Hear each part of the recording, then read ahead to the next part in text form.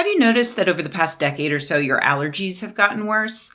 If so, don't worry, you're not alone. Lots of people have been sneezing more often these days. So, what's going on? You might immediately think, well, obviously it's climate change, the reason why just about everything is worse these days. But what if I told you that the answer was actually sexism? Botanical sexism. That's right, tree misogyny. Misogyntree. Maybe you've heard this idea before. Allergies are bad because city planners back in the 1950s decided to plant all male trees because female trees produce fruit which falls to the ground and gets messy. With no lady trees to snag all the pollen coming off of the male trees, there's more pollen in the air and hence worse allergies. Fascinating, right? I know I was very interested in this when I first heard it, and it's a shame that it's not true. This blew me away because years ago, I first read about botanical sexism in Scientific American, a magazine that I tended to trust. So I went back and I found that initial article. It was from 2015, and I saw that it was actually a guest blog by Thomas Leo Ogren. Ogren is also featured in the Atlas Obscura article written about botanical sexism in 2019 and the Guardian article about botanical sexism published in 2020. In fact, he is the sole voice of authority in every article that I could find about this topic. Literally, no other scientists are ever cited. And why is that, you may be wondering? Well, Dr. Sarah Tabor is a crop and food safety scientist who broke it down recently on Twitter in response to this tweet. The account has since been suspended, so I had to dig this up on the Wayback Machine. I recently learned to my dismay that female trees are purposely not placed in urban areas. This is because capitalism doesn't want female trees to bear free fruits. You can also thank capitalism for pollen season due to too many male trees producing pollen with no females to fertilize. I love that this started out as sexism and now it's about capitalism. It's like we're checking all the boxes here. Tabor doesn't get into this in her thread, so let me say up front that this person is probably confusing different meanings of the word fruit. The female parts of a plant are called fruit, but that could mean an orange, or it could mean like those little helicopter things that come off of maple trees.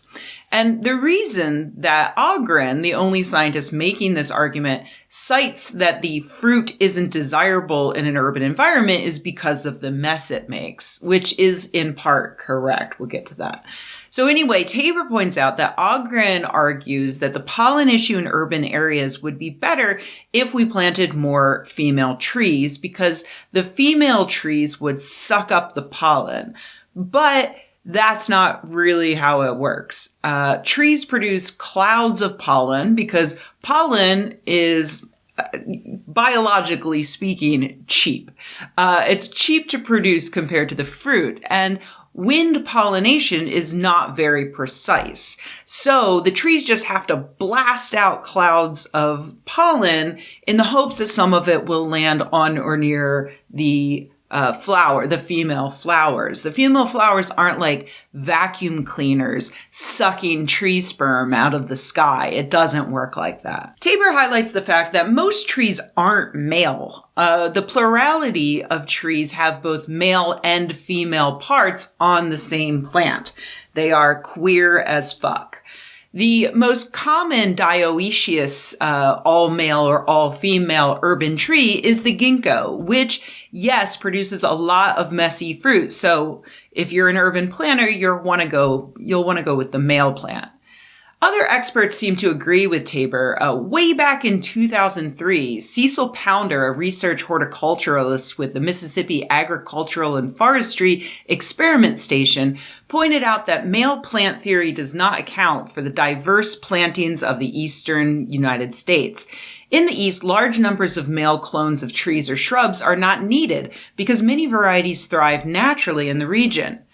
Pounders also said many of the most common trees, shrubs, and vines in this area have few male forms available. A lot of the articles written by or about Ogren say that he traced the problem of male trees back to a note he found in the 1949 USDA Yearbook of Agriculture that he says read, "When used for street plantings, only male trees should be selected to avoid the nuisance from the seed." But Timothy Burke, professor of history at Swarthmore College, happened to get his hands on that book apparently and found there is no general advice in there that only male trees should be planted in urban areas, but just very specific advice if you want to plant specific plants, like cottonwood, because female cottonwood trees make a mess, box elder, because an insect that lays on female box elders and overshelters inside homes if they're nearby, ginkgo, because of the fruits, Carolina poplar, quote, because the female has disagreeable fuzz,